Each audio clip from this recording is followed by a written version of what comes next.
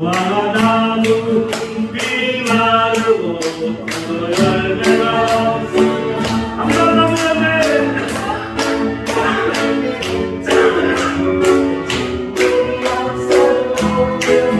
우리의 양떼가 없으면 내 양은 조각이 없어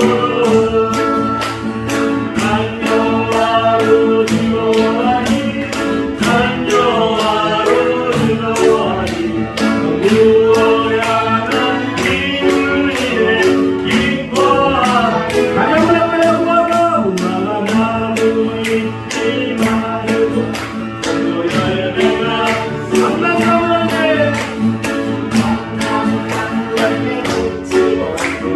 식물이 없어도 우리의 양떼가 약한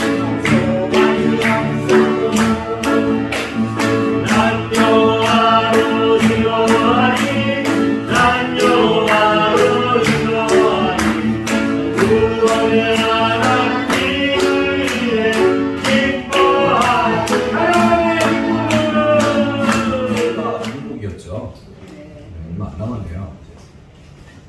중국제가 8월 15일까지 한 달 때 좋습니다. 오늘 근데 전비란 집사님이 안 계셔서 어디 가셨나요? 갑자기 있잖아요.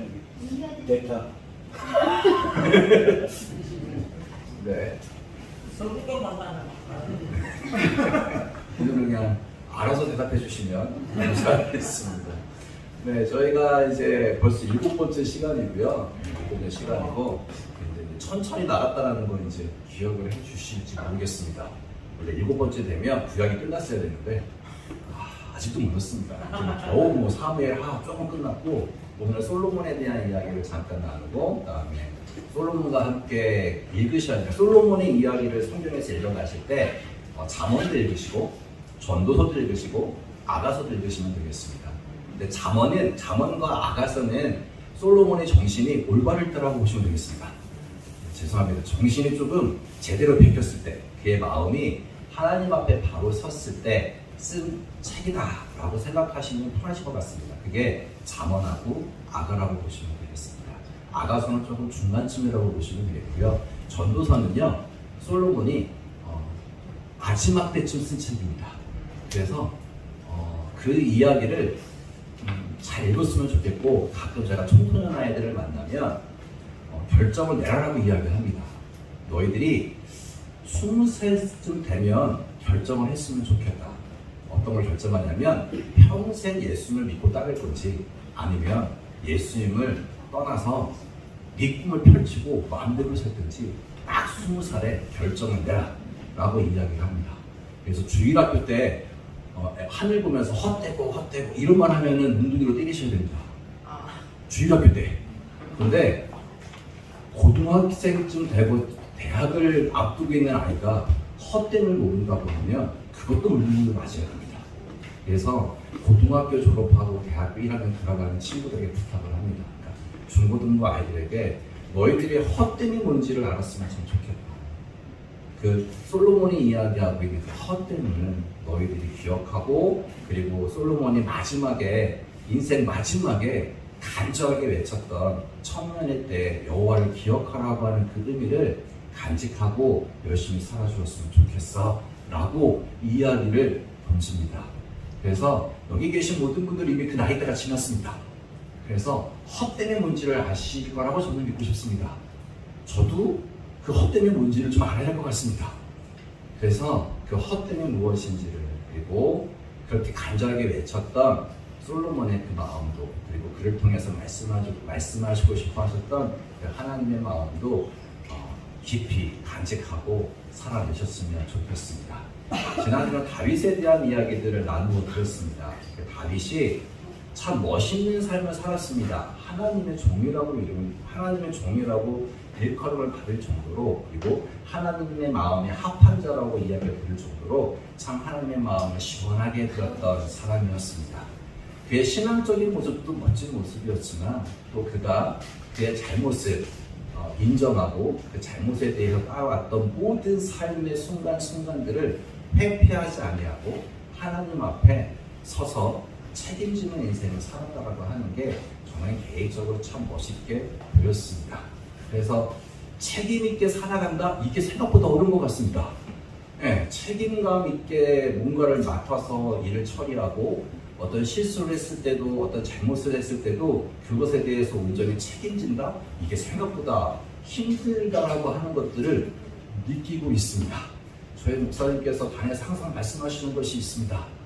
그 얘기 듣고 나면 마음이 그렇습니다. 눈을 돌이키고 제가 조금 말을 조금 오셨네요. 질문을 이렇게 받아주시고 오셨습니다. 감사합니다. 제가 입이 조금 아직 성화가 덜 돼서 가끔가다 만나면 이렇게 이야기를 합니다. 그 인간은 목사가 아닌 것 같아. 그 인간은 믿음 있는 사람이 아닌 것 같아. 라고 이야기를 하는 몇몇 부류의 사람들이 있습니다. 그래서 뭐 화가 나가지고 어찌저찌 막 보고 있으면 옆에 있는 분들이 워워 하십니다. 그리고 아예 전도사한테 얘기하면 안 되지라고 얘기하면 글쎄 나는 잘 모르겠고 근데 그 사실만큼은 인정하고 싶지 않고 그것을 인해서 사람이 상처받고 그 가정이 상처를 받고 힘들어하는데 이렇게 떵떵거리만 산다? 난 그 이해를 못할 것 같아. 그건 아닌 것 같아. 그건 책임지는 모습이 아닌 것 같아. 그건 정말 비겁한 모습인 것 같고 그 사람이 하나님의 사랑을 아는 것 같지가 않아 라고 이야기를 하면서 그냥 일부러는 그렇게 얘기를 할 때가 있습니다. 워워 그러십니다. 그리고 하나님이 하시겠지 라고 이야기를 해서 끄덕끄덕 하면서 더 이상 말하면 제가 혼날 것 같아서 그냥 이렇게 하고 나갈 때가 많습니다. 근데 다윗의 모습이 그런 모습이었습니다. 참 멋지게 자신의 잘못을 하나님 앞에도 고백했고 사람들 앞에서도 그런 책임감 있게 이렇게 살아내는 모습을 보였습니다. 그리고 그의 아들에게 이제 왕위를 계승을 합니다. 솔로몬이 왕이 됩니다. 20살 때쯤, 20세 때쯤 왕권을 받은 분이십니다. 근데 아버지가 전쟁의 영웅이고 모든 사람을 칭송하는 아버지에게 나라를 물려받은 사람이 솔로몬과 비슷한 사람이 역사적으로 한 명 나옵니다. 그게 누구냐면 알렉산더라고 하는 사람입니다. 보지 못지않게 확실한 모습을 보여줍니다. 그래서 저희들은 알렉산더를 보면서 대왕이라고 이야기합니다. 어마무시했습니다. 아버지에게 물려받은 모든 재력과 모든 군사력을 가지고 온 세계를 통일했던 사람이 알렉산더였다는 것을 잘 아십니다. 그런데 알렉산더만큼이나 아버지에게 모든 좋은 것들을 다 받았습니다.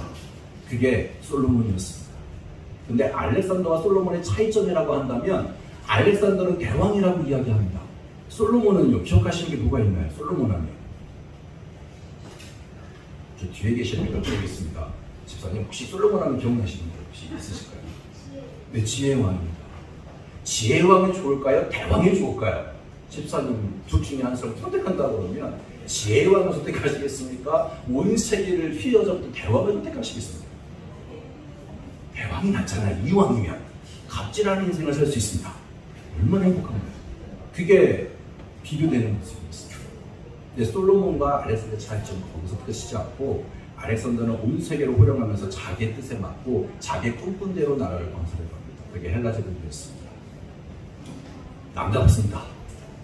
근데 죽었습니다. 혹자는 암살당했다고 이야기를 합니다. 혹시 궁금하시거든요. 2시간 30분짜리 영화가 있습니다. 알렉산더. 한번 보시면 주무시면서 보시면 되게 재밌습니다. 대단한 이야기를 하고 그 안에 알렉산더의 인간적인 면이 다 나옵니다. 그걸 보면서 참 걔도 괜찮은 인간이었구나 라고 수긍이 갈 만한 사람이기도 합니다. 근데 솔로몬은 조금 이야기가 다릅니다. 솔로몬은 충분히 제국을 향해 나갈 수 있습니다. 왜냐하면 다윗 후반기부터 주변에 있던 모든 나라들이 알아서 뚫었습니다. 전쟁하면 지니까 까불면 안 됩니다. 그래서 온갖 좋은 것들을 다 들었고 어떻게 하든지 협력하고자 가장 좋은 것들을 다 들었습니다. 그래서 다윗이 솔로몬 때의 아들의 성전을 짓기 위해서 모든 좋은 것들을 다 준비할 수 있도록 아버지가 다 애를 쓰십니다. 그게 다윗의 모습이었습니다. 솔로몬이 왕이 되어졌습니다. 그가 모든 걸 물려받았습니다. 이 사람이 알렉산더와 다뤘던 것 중에 한 가지는 먼저 왕이 되고 나서 기도를 합니다. 저희가 잘 알고 있는 1,000번제를 드립니다. 그리고 꿈에 하나님 앞에 하나님 꿈에 나타나서 물어봅니다. 네가 원하는 게 뭐니? 라고 이야기하니까 솔로몬이 참 대단한 고백을 하십니다. 하나님, 주의 백성이 너무 많습니다. 이 백성을 어떻게 인도해야 될지 제가 잘 모르겠습니다. 우리 하나님 이 백성들을 잘 이끌어갈 수 있도록 주님의 백성들을 잘 이끌어갈 수 있도록 하나님 도와주십시오 라고 하는 기도를 드립니다. 그래서 그걸 듣고 나서 하나님께서 야, 너 참 훌륭하다. 그것도 주고 다 줄게 라고 해서 그의 삶이 참 편했습니다. 하나님이 주신 지혜입니다. 20살짜리 왕입니다. 근데 이 왕 앞에 그 지혜를 얼마나 지혜가 출중한지를 드러내는 사건이 하나 나옵니다. 어떤 여인들이 한 아이를 데리고 옵니다.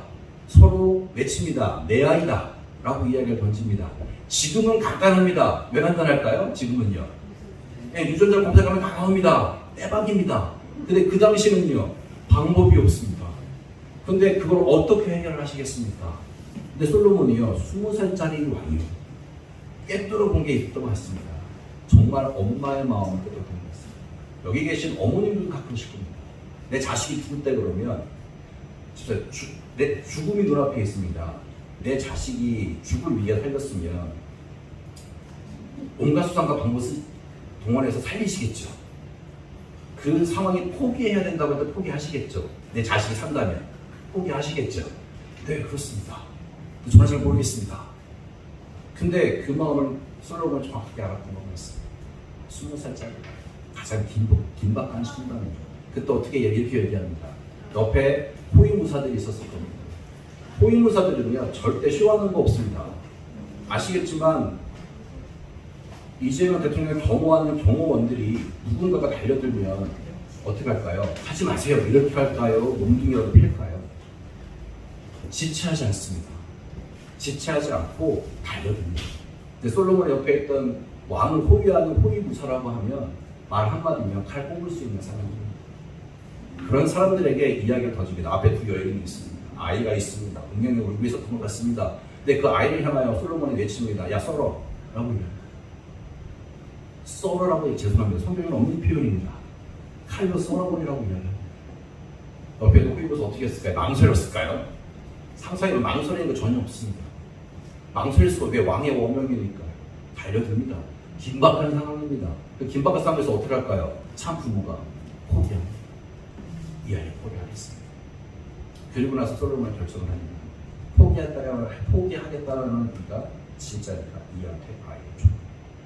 그게 20살짜리 갓 왕이 되어졌던 솔로몬이 판결입니다. 그거 하나로 지혜의 왕이라고 하는 이야기를 듣습니다. 그런데 이거는 나에게 지혜의 왕이라고 하는 칭호를 100으로 삼는다고 하면 이거는 10밖에 되지 않습니다. 90이요. 그 이후에 나오는 사건입니다. 그게 어떤 거냐면 성전을 짓고 하나님 앞에 낙성식 기도를 하는 장면이 나옵니다. 거기 이런 기도를 합니다. 하나님, 이 성전을 지었습니다. 내 공로는 아무것도 없습니다. 이 성전에 하나님께서 꼭 기억해 주셔야 되는데 이방인이라 할지라도 이곳을 향하여 무릎 꿇고 기도를 하면 하늘에 계신 하나님께서 들어주시고 응답해 주십시오라고 결정을 합니다. 그 이야기가 아무것도 아닌 것 같지만 성경을 쭉 읽어가시다 보시면 이스라엘 백성들이 빠진 함정이 있습니다. 그게 어떤 거냐면 하나님은 우리의 하나님이다라고 하는 것밖에 없습니다. 이방 민족을 향한 하나님이 아니라 우리만을 위한 하나님이라고 하는 이걸 조금 유식한 말로 선민 사상이라고 합니다. 그것에 빠졌던 사람들이 대부분의 이스라엘 사람들이었습니다. 근데 왕이라고 하는 사람, 이 사람이 그 성전을 건축하고 나서 하나님, 우리의 하나님이 되어주십시오. 우리만의 하나님이 되어주시고 우리만을 지켜주셔야 합니다라고 고백하는 것이 아니라 하나님, 이방인이라 할지라도 이곳을 향하여 기도하는 사람이 누구든지 하나님 들어주십시오라고 하는 기도를 던집니다. 그게 물고 넘어가면 제가 구약을 읽어가실 때 놓치시면 안 되는 하나님의 약속하심이 있는 것이 레위기 26장이라고 말씀드렸습니다. 레위기 26장에 있는 그 말씀 그대로 솔로몬이 기도하는 겁니다. 하나님, 이대로 하셔야 됩니다. 마음대로 가지 않습니다. 법대로 간다라고 이야기합니다. 우리 목사님이 항상 내치시는 것처럼 법대로 살아갈 수 있을까요? 없을까요? 라고 누군가 질문하면 뭐라고 대답하시나요? 인간은 연약하기 때문에 법대로 살아갈 수 없다고 하는 사람들이 99%입니다. 근데 저는 뭐라고 얘기할까요? 그럼 신명기 말씀은 뻥이겠네요. 라고 이야기 던집니다. 신명기 이렇게 나옵니다. 율법을 향하여서 하늘 멀리 있어서 우리가 동떨어진 것도 아니고 바다 저 멀리 끝에 있어가지고 할 수 있는 것도 아니고 오직 주의 말씀은 우리의 입안에 있어서 너무 가깝고 쉽다라고 이야기를 던집니다. 이게 신명기 900이었습니다. 모세 형님께서 모세가 이스라엘 백성들에게 던지는 말이었습니다. 이 법을 간직하고 살아갈 수 있는 법이다라고 이야기를 던집니다. 그래서 정말 율법이 무엇인가를 보신다 그러면 굉장히 읽기 힘든 책이 있습니다. 레위기입니다. 레위기 찬찬히 한번 읽어보시면 앞에 1장부터 나와 있는 이야기는 제사법이니까 참 힘듭니다. 왜냐면 우리는 관계가 없으니까요. 근데 그 이후에 나와 있는 이웃과의 관계, 이웃과 어떻게 이렇게 관계를 맺으며 살아가고 있고 이웃에게 어떤 피해를 입혔으면 이렇게 갚아야 하는 모든 세세한 것들이 다 나왔습니다. 서로 간에 사람끼리 어떻게 살아야 하는지를 되게 친절하게 가르쳐주는 거예요. 그걸 읽어보면요 무리한 법이 없습니다.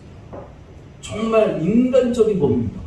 정말 인간과 인간 사이에 이렇게까지 훌륭하게 살아갈 수 있다고 이야 대단한 법이네라고 박수 쳐야 될 법이 레위기에 기록되어지는 법들입니다. 근데 그 법을 가지고 아유 못 지킨다고요? 그 말이 안 되죠. 들이받았습니다. 들이받아서 보상해야 되잖아요. 보상 안 하는 게 어딨나요? 미안해 보상 안 할게. 이게 지금 이건 도둑놈 심보잖아요. 근데 레위기에는 들이받았으면 얼마큼 배상을 하라고 이야기합니다. 들이받았는데 얘가 들이받는 습성이 있는데 주인이 무시하고 했다 그러면 더 벌이 중요한 겁니다. 그게 레위기 법입니다. 세세합니다. 근데 그거를 안 읽으신 것 같습니다. 그리고 항상 이야기 던집니다. 우리는 악하기 때문에 법을 지킬 수 없다고. 아니요, 그렇지 않습니다. 법대로 살아갈 수 있습니다. 라고 저는 이야기를 하고 이렇게 얘기하는 저에게 뭐라고 얘기할까요? 이렇게 저는 이런 얘기를 듣습니다. 명예로운 말을 듣습니다. 너는 율법주의자다 그랬습니다. 그래서 감사합니다 그랬습니다. 저 같은 인간은 율법주의라고 불러주셔서 감사합니다. 근데 저는 그렇게 살아보고 싶습니다. 그러니 그럼 하지 마십시오. 라고 이야기를 던질 때가 많습니다. 근데 솔로몬이 그랬습니다. 솔로몬의 법대로 가는 거 자기 뜻대로 성경에 나와 있는 하나님 마음을 기쁘시겠다는 사람들이요 자기 마음을 모든 대로 하는 사람은 없습니다. 하나님 주신 법대로 최선을 다해서 고민하면서 씨름을 살아갔던 많은 믿음의 사람들을 보게 되었습니다. 솔로몬이 그런 삶을 살아냈습니다. 멋진 삶을 살아냈습니다. 그래서 하나님께서 약속하신 대로 레위기 16장에 기록되어져 있는 법들 그리고 낙성식을 하면서 하나님께서 솔로몬이 약속하셨던 대로 정말 모든 것들을 다 지켜주시고 국방도 책임주셨고 경제가 책임주셨습니다. 부강한 나라가 되어졌습니다. 다윗 때보다 더 강성한 나라가 되어졌습니다. 그러다 보니 더 마음이 안타까운 것들이 있습니다. 옆에 있는 이웃 나라들이 이제는 더 솔로몬에게 다가옵니다. 파치는 대자고 이야기했습니다. 가장 좋은 것들을 다 줍니다. 자신의 나라에서 나오는 가장 좋은 것들을 줍니다. 이제는 전세가 완전히 바뀌어서 솔로몬에 있던 그 이스라엘이라는 나라가 갑질을 할 수 있는 나라가 되어졌습니다. 다른 나라보다 월등합니다. 모든 나라가 꿇어버립니다. 그리고 이방에서 우리를 건들지 말고 우리와 함께 파치하며 살아가지요 라고 이야기하면서 동네에 있는 좋은 것들을 다 갖다 주면서 가장 좋은 걸 자기의 공주들까지 바칩니다. 정략결혼을 했다고 보시면 되겠습니다. 정략결혼을 하면서 모든 나라들 옛날 그 당시에 있던 모든 고대에 있는 민족들은요 나라들이 전부 다 우상을 섬기는 나라들이었습니다. 그 전쟁에 나갈 때도 우상을 섬기고 나갔고 제사를 지내고 나갔던 게 그 당시 법이었습니다. 그런 사람들이었습니다. 근데 공주가 왔습니다. 공주만 보내지 않았을까라고 짐작이 다 가시잖아요. 그를 호의 옆에서 도필해야 될 많은 신하들도 같이 보내고 그리고 그들과 함께 제사를 지내야 될 많은 제사장들도 함께 보냈을 겁니다. 한 사람이 왔는데 수십 명에도 수백 명 가까이 되는 사람이 왔습니다. 그게 자그마치 부인이 1000명이라고 이야기합니다. 1000명의 부인을 두었습니다. 지난번에도 살짝 얘기한 것 같습니다.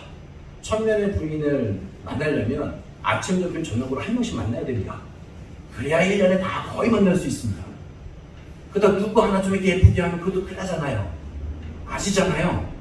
단 2명만 부인이 있어도 난리가 났었잖아요. 아시잖아요. 야곱, 라헬과 레아 그 사이에 얼마나 험악한 일이 있는 거 저희들 성경을 통해서 알고 있잖아요. 근데 부인이 1000명이 됩니다. 그 등싸이가 행복한 게 아닌 것 같습니다. 힘들었을 것 같습니다. 근데 그런 상황 속에서 솔로몬이 모든 자신의 부인들 만족시켜줘야 되죠. 찾아가서 안부를 묻고 같이 지내지 못하면 뭐라고 해야 될까요? 돈이라도 줘야 될까요? 먹고 사는 거 책임져줘야 되지. 그러니 먹고 사는 거 책임져야 돼. 그럼 만약에 집사님 과거로 가겠습니다. 솔로몬의 부인들이 있습니다.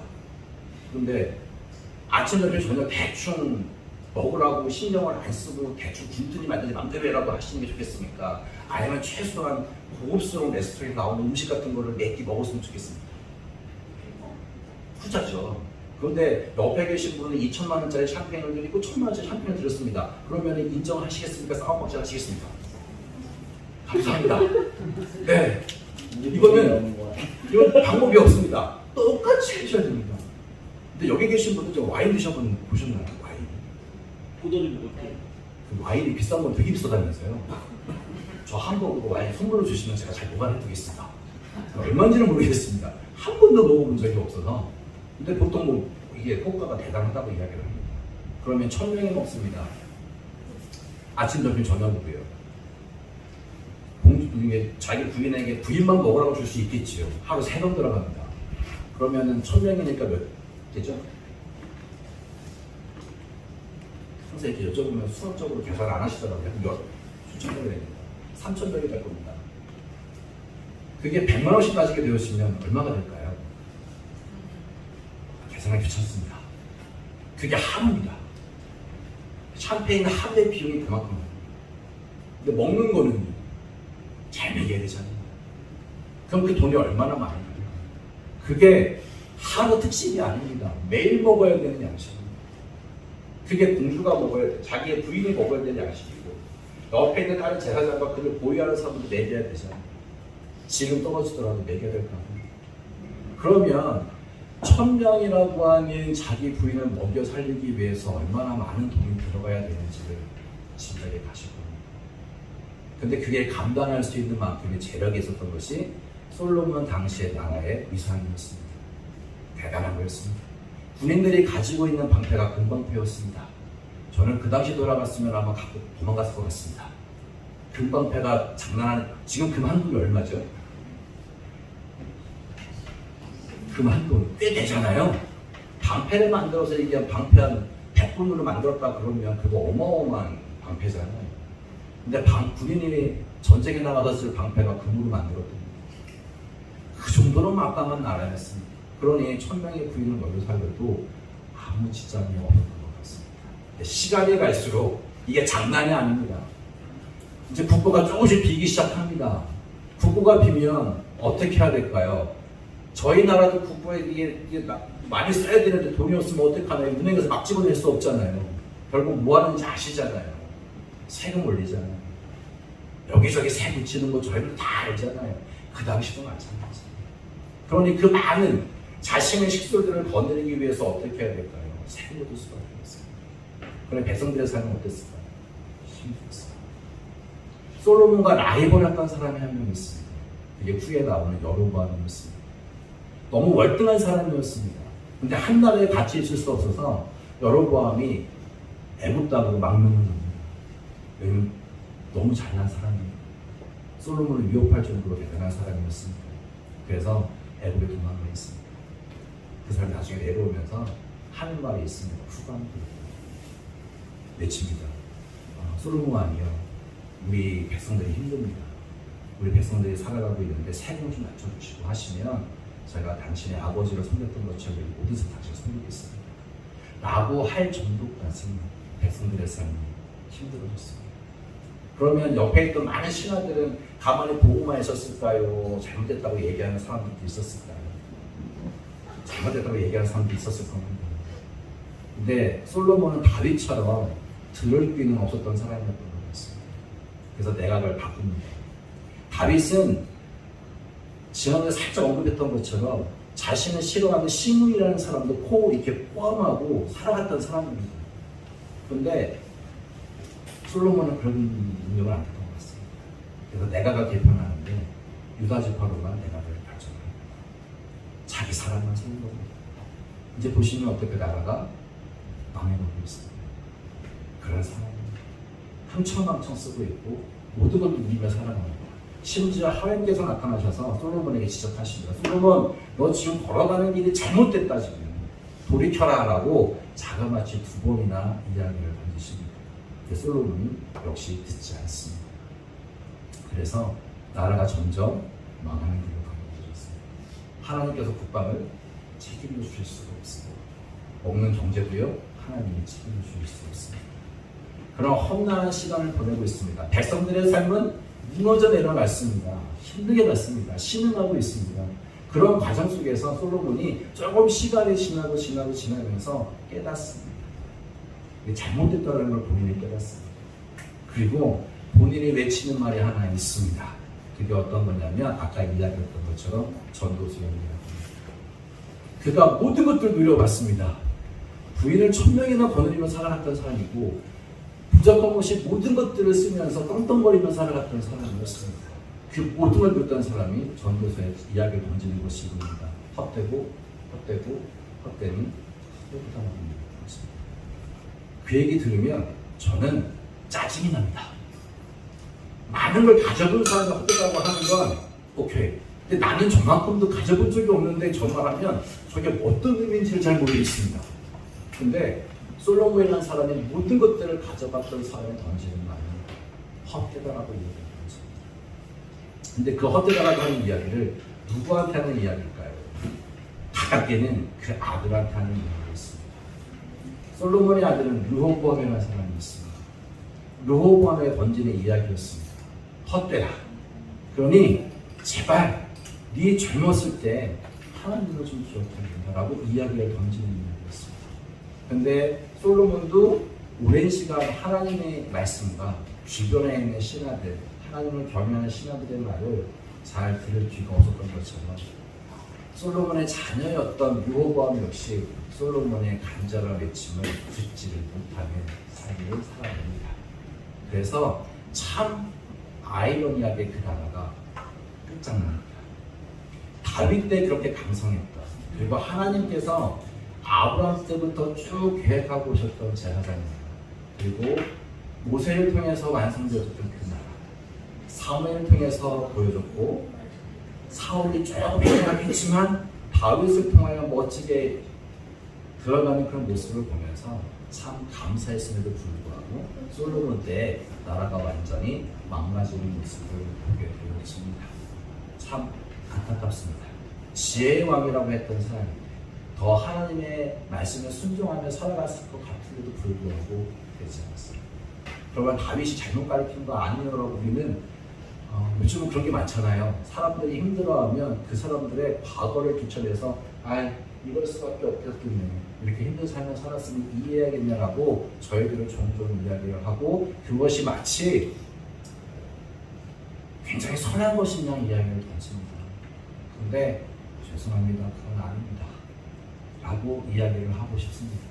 왜냐하면 아무리 불우한 삶을 산다고 해서 다 나쁜 사람 되는 거 아니잖아요. 그건 다 경험해서 아시잖아요. 아무리 누구에게 선한 인연을 받았어도 선한 삶으로 살지 않는 건 다 경험해 보셔서 아시잖아요. 그러니 과거 때문에 그 사람이 그렇게 힘들게 살았다라고 그냥 그렇게는 안 했으면 좋겠습니다. 기도해 주셔야겠지. 그런 모습이 있습니다. 어제 보다가 제가 유튜브를 보다가 펑펑 울었어요. 갱년기 확실한 것 같습니다. 네, 영상 하나 보고 찜찜찜 울었습니다. 혹시 저기 하늘 가왕인가 뭔가 있던데 거기 혹시 이수연이라고 하는 친구 아시나요? 꼬맹인데요. 노래를 너무 잘 불러요. 이게 애가 너무 예뻐요. 웃는 얼굴이 기가 막히게 예뻐요. 그래서 야 이건 국민 선수가 됐다라고 할 정도까지 너무 괜찮은 친구인데 노래를 너무 잘 불러요. 근데 그의 비하인드 스토리가 나오는데 깜짝 놀랐습니다. 부모님이 이혼을 했습니다. 아버지가 7살 때 돌아가셨거든요. 할머니, 할아버지 사이에 자랐습니다. 근데 얼굴에 웃음기가 정말 너무 예쁩니다. 나중에 한번 이수연 해가지고 검색해서 보시면 노래도 얼마나 잘 부르는지 모르겠어요. 근데 그 친구가 너무 밝아서 모든 사람들이 그 아이를 바라보면서 얘가 이렇게까지 힘든 마음가 있는지 몰랐다고 할 정도까지 알겠습니다. 그 아이가 살아갑니다. 겉으로 보면 잘 모릅니다. 근데 르호보암도 같습니다.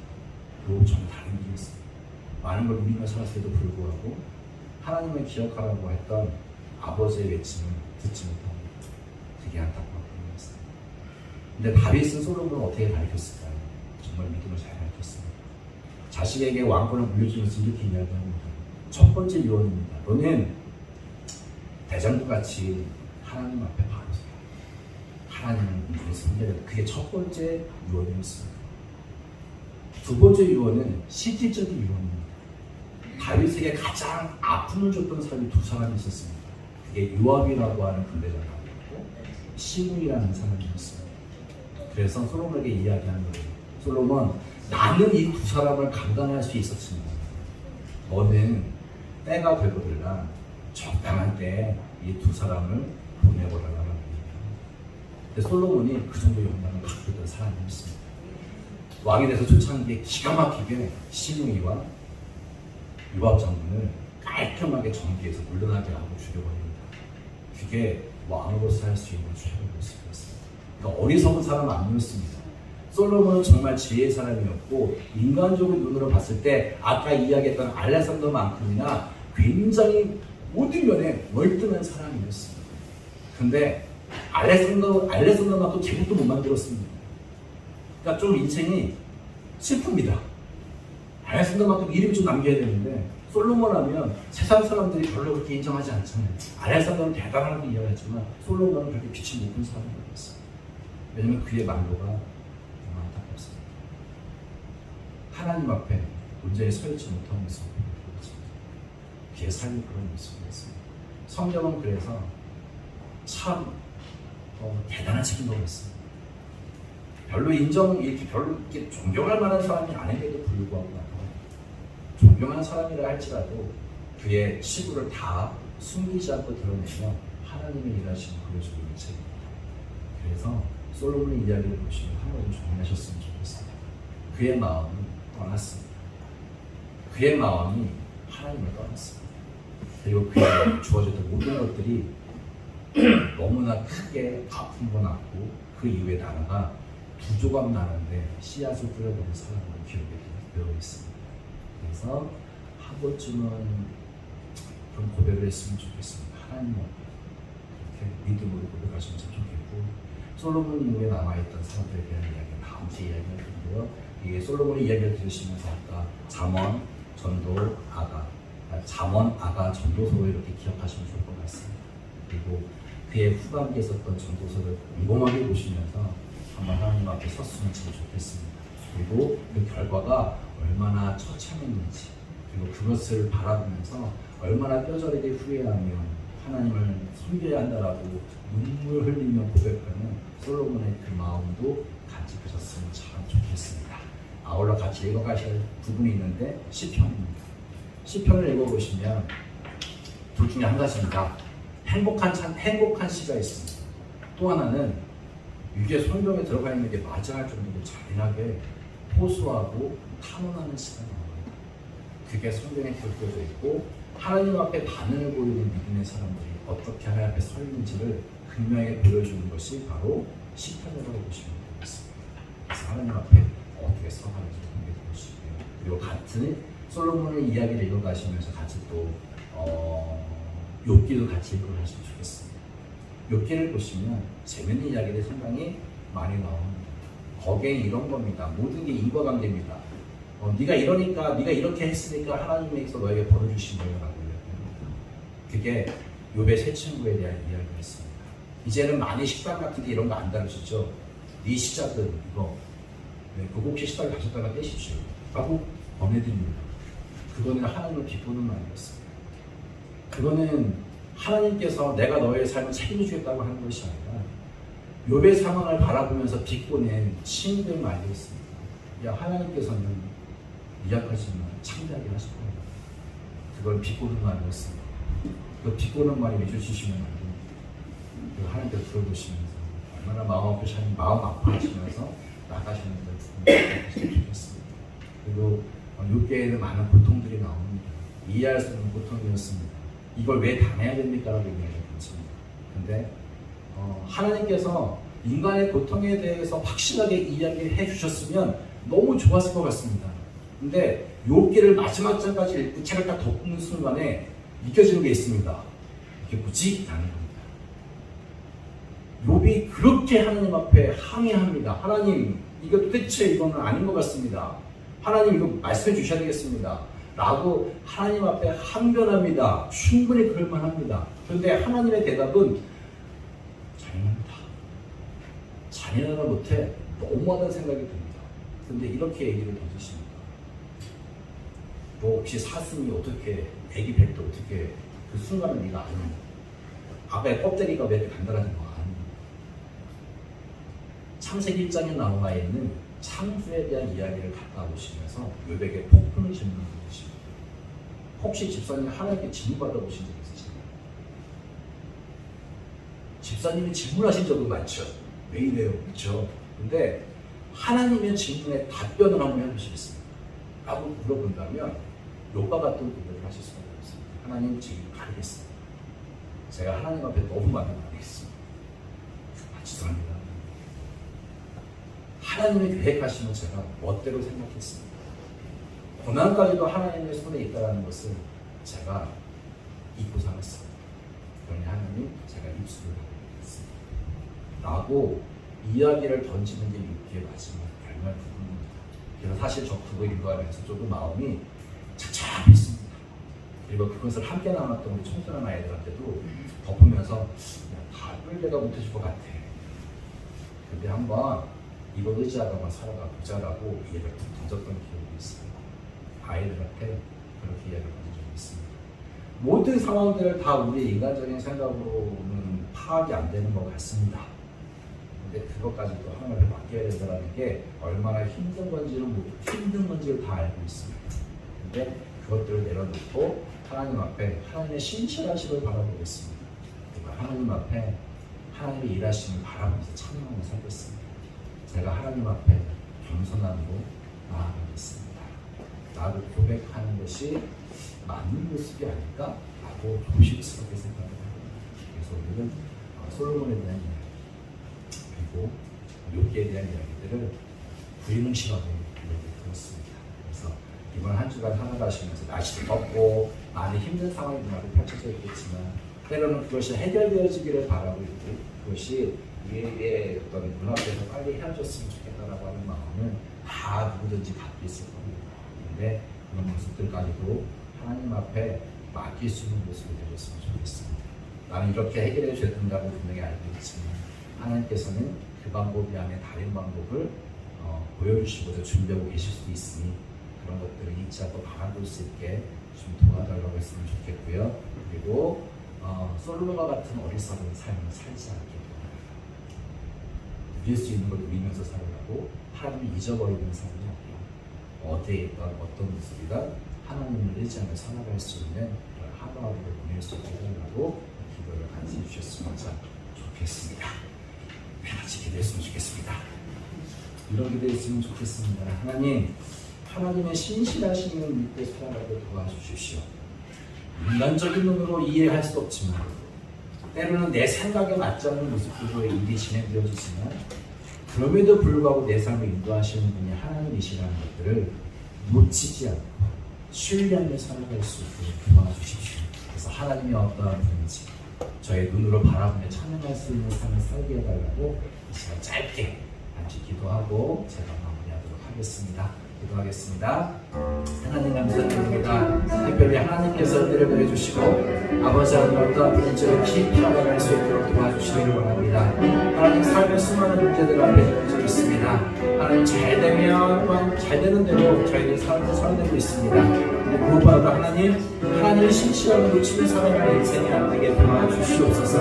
참으로 하나님을 떠난 인생이 얼마나 험한 인생을 살아갈 수밖에 없는지를 저희들이 알아가게 도와주시고 마음 깊이 깨달을 수 있도록 도와주시옵소서. 그래서 하나님이 없는 인생은 헛되다라고 하는 것들을 저희의 삶 가운데 고백하며 나갈 수 있도록 도와주시고 저 앞에 놓여져 있는 모든 순간들 하나하나 하나님 기쁨의 마음으로 그리고 믿음의 마음으로 달려갈 수 있도록 도와주시고 인도해 주시기를 원합니다. 우리들의 입술 가운데 원망이 아닌 감사를 넘칠 수 있도록 도와주시고 저희들의 입술 가운데 불평이 아니라 하나님이 일하시고 기도하며 나갈 수 있는 그런 마음 저희들에게 허락하여 주시옵소서.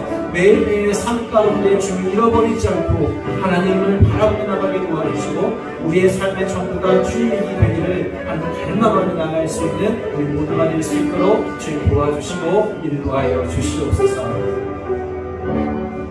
살아계신 하나님, 참으로 감사를 드립니다. 하나님, 시간이 흘러갈수록 저희들의 하나님에 대한 믿음이 성숙해져 가기를 원합니다.